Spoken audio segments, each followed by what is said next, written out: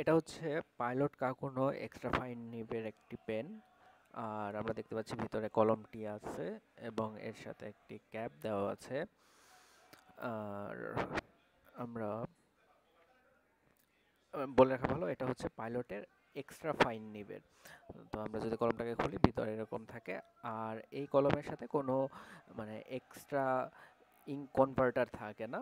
এটা user manual, যে user ম্যানুয়ালটা আমাদের পুরোটাই জাপানিজে লেখা, তো এটা কোনো কাজে লাগবে না। আর এটা রেখে দেওয়া ভালো। আর এরপরে যেটা,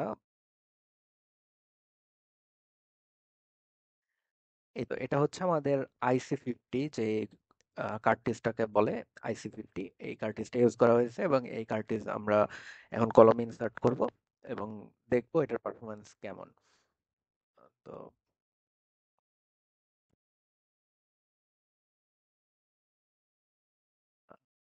এটা কলমে ইনসার্ট করার জন্য এটাকে জেন্টলি পুশ করতে হয়। আর এটাকে পুশ করার পরে একটু প্রেসার দিতে হয়, হালকা একটু চাপ দিতে হয়। চাপ দিলে কলমের কালিটা একদম নিপ পর্যন্ত চলে আসে। নিপ পর্যন্ত আসলে তারপরে এটাতে লেখা শুরু করা যায়। এটা নর্মাল, আমরা যেরকম শীষ ইউজ করি কলমের, এরকম ভাবে ইউজ করতে হয়। এটা এক্সট্রা কোনো কনভার্টার আসে না, যেটাতে আমরা কালি ভরে ভরে লিখতে পারবো। এই কনভার্টার আমাদের আলাদা কিনতে হয়। তো এটাই হচ্ছে ফ্যাক্ট কাকুনোর। তো কাকুনো কিনলে আলাদা একটা কনভার্টার কিনে নিতে হবে এটার সাথে।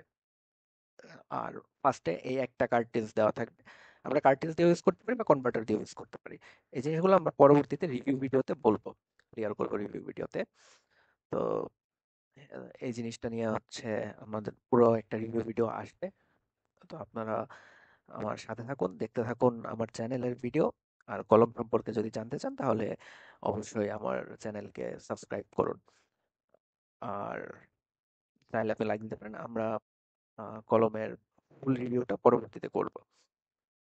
তো এই ছিল আমাদের পাইলট কাকুনো কলমের আনবক্সিং ভিডিও। ধন্যবাদ সবাইকে। সবাই ভালো থাকবেন, সুস্থ থাকবেন।